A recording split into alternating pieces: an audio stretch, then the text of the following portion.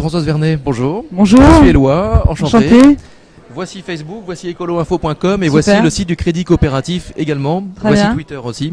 Enfin bref, on est en direct, en Ah. gros. Voilà. Que de médias, que de médias. Que de médias et voilà. Alors vous êtes présidente de la Fondation Pierre Rabhi. Oui. C'est ça. Simplement C'est directrice. Ah bon, ouais, moi Oui. j'avais noté Mais bon, présidente. pourquoi pas. Non, le président c'est Pierre. D'accord, alors Pierre directrice. Rabhi, voilà. Directrice de la Fondation Pierre Rabhi, démarrons très vite. Quel est le rôle, quels sont les objectifs de la Fondation? Alors, la Fondation Pierre Rabhi, c'est une fondation toute récente. Elle a été créée au mois d'avril l'année dernière.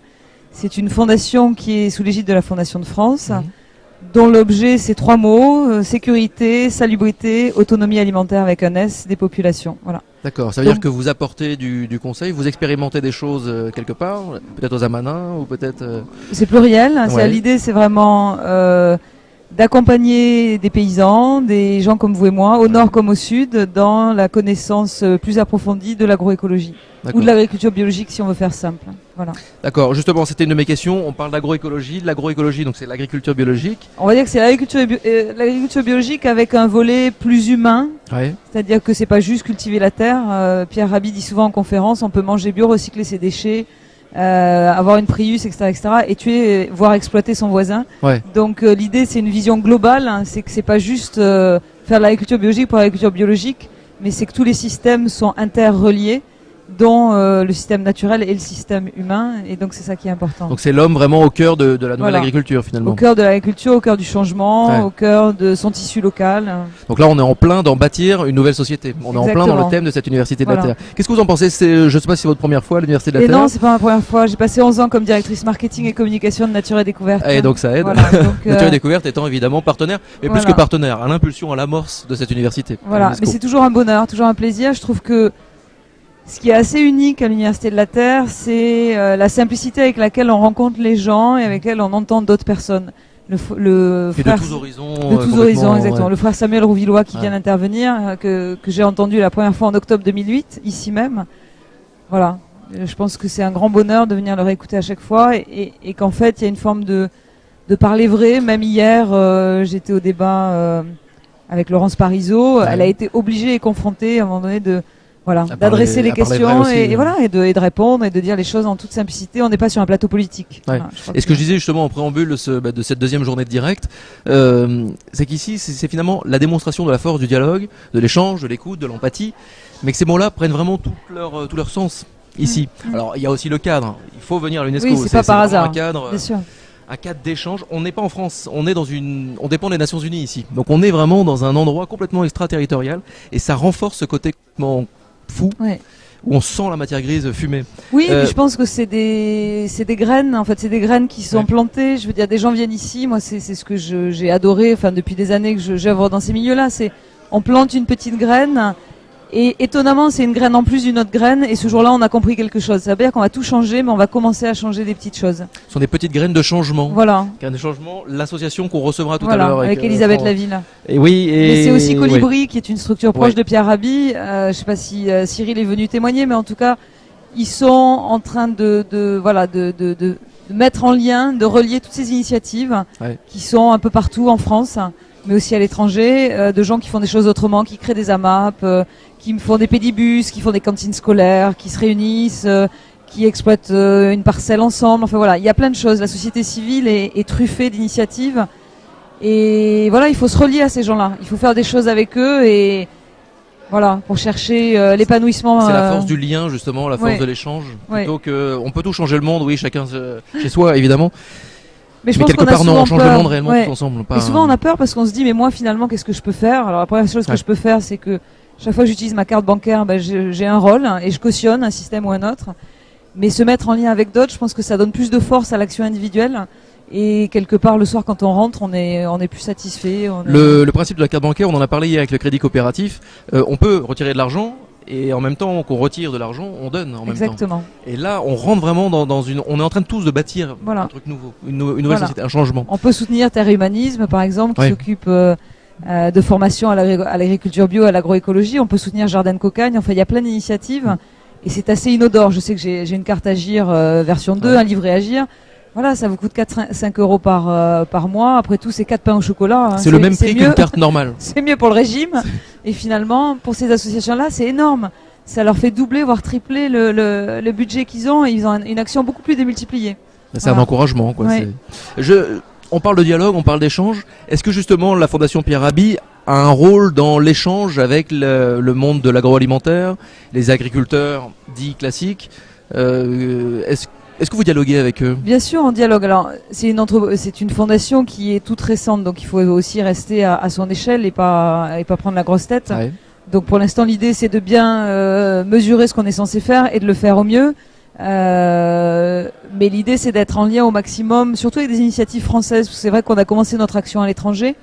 On a une action au Bénin, on a une action au Burkina, on a des actions au Mali, on a des actions en Roumanie. On a un gros programme en Roumanie, Pierre en a parlé ce matin.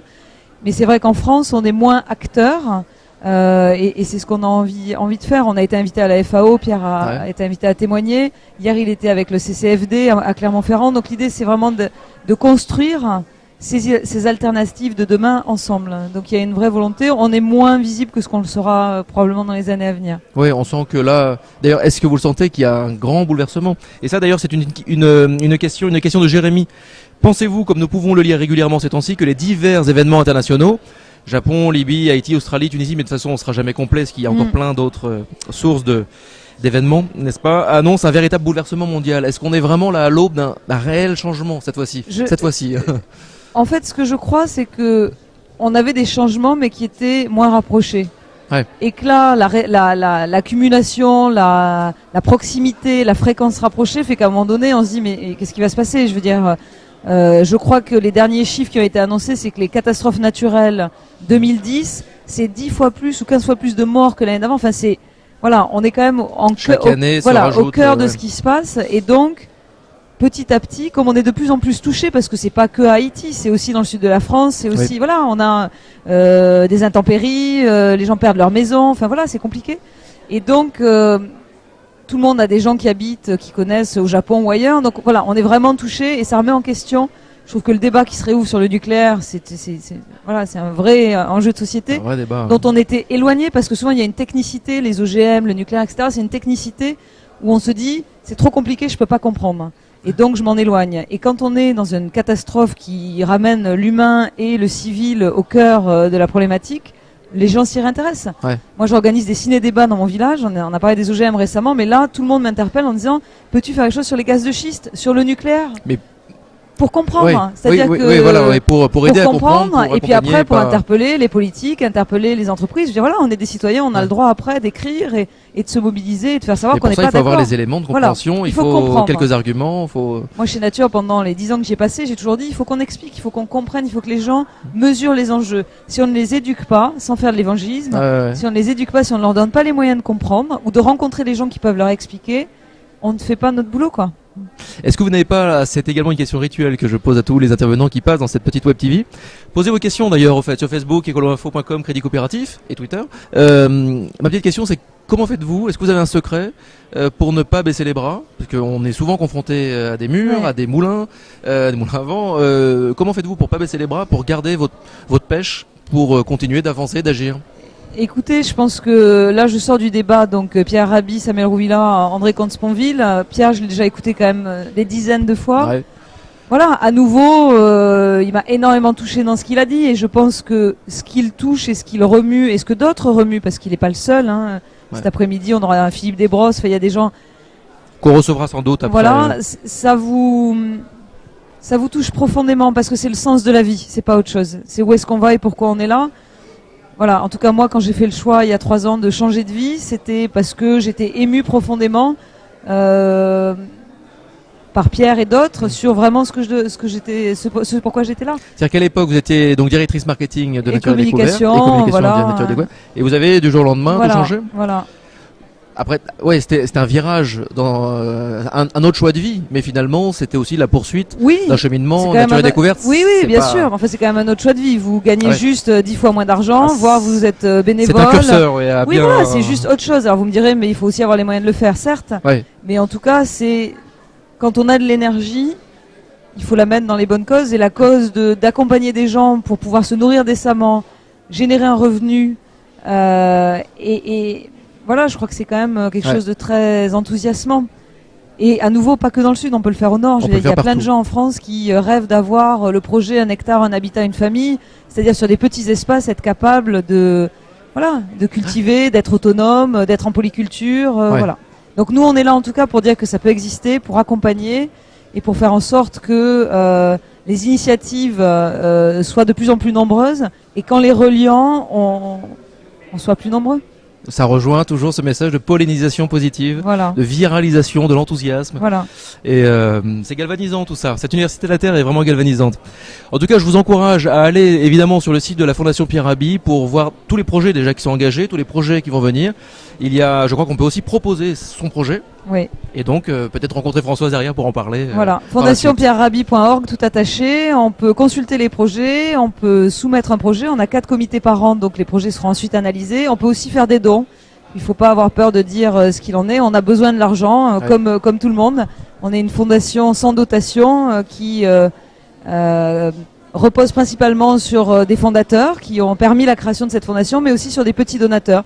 Donc tous les jours, on reçoit des chèques. Des fois, c'est un chèque de 10 euros, des fois, c'est un chèque de 50 euros, mais les gens nous soutiennent.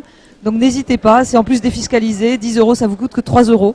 Voilà, donc il faut le dire. Hein. C'est tout bête, mais c'est à faut le nouveau des petits. Voilà, c'est une chaîne humaine qui fait que on arrive à entreprendre des choses plus grandes, qui parfois nous dépassent, parce qu'en Isère ou en Corrèze, on peut pas intervenir au Bénin. Ben, nous, on peut peut-être essayer de le faire pour vous. Françoise, merci beaucoup Voilà. d'être passée nous voir, de vous être prêtée au jeu, à ce petit jeu du direct. Et ben, nous allons recevoir.